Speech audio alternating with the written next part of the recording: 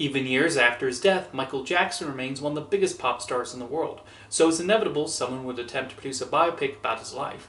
With Michael, we get a recreation of his rise from the 60s to the 80s, and there's a particular emphasis on Jackson's relationship with his abusive and controlling father. That's a smart way to provide some kind of arc, even as a lot of the movie also feels like a highlight reel.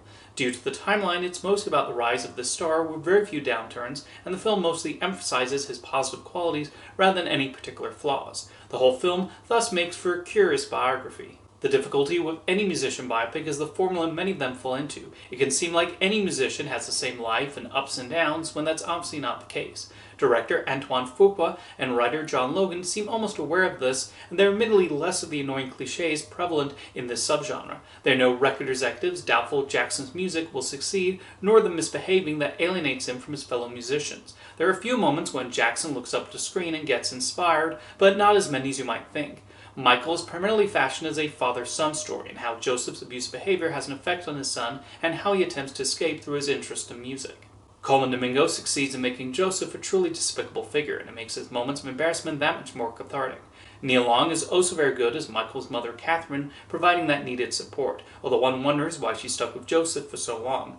Jafar Jackson does believably act like his uncle, and does particularly well with the dance moves, which is obviously a necessity when playing him. Fuqua directs the musical numbers with plenty of energy, with the concert scene showing precisely why Jackson's music captivated so many. A lot of care has obviously been put into recreating moments like the Thriller music video. Of course, in trying to depict 22 years over the course of a few hours, the film skips around a lot, to the point of feeling like a highlight reel of his greatest hits of the period. Outside of his confrontations with his father and the infamous Pepsi commercial incident, there is very little conflict to be found here. And then comes the depiction of Michael Jackson, who is presented with extremely few flaws. The film does not necessarily need to address the elephant in the room, and if filmmakers wanted to present a sympathetic portrait of him, that's fine. However, Michael showing him as this perfect angel also feels a little inaccurate. Michael is a fascinating biopic as the pieces are all there, and there are less of the obvious cliches than one expects. If someone is watching it to experience some exhilarating concert sequences, they will get their money's worth, and Jafar Jackson more than embodies the famous pop star. The movie ends with a title card promising that his story will continue, indicating the filmmakers do plan on making a second movie depicting the rest of his life. With how sympathetically he's portrayed in Michael, and the headlines about his behavior in the 90s and 2000s, it's hard to know what approach they'll take, especially with his estate backing this biopic.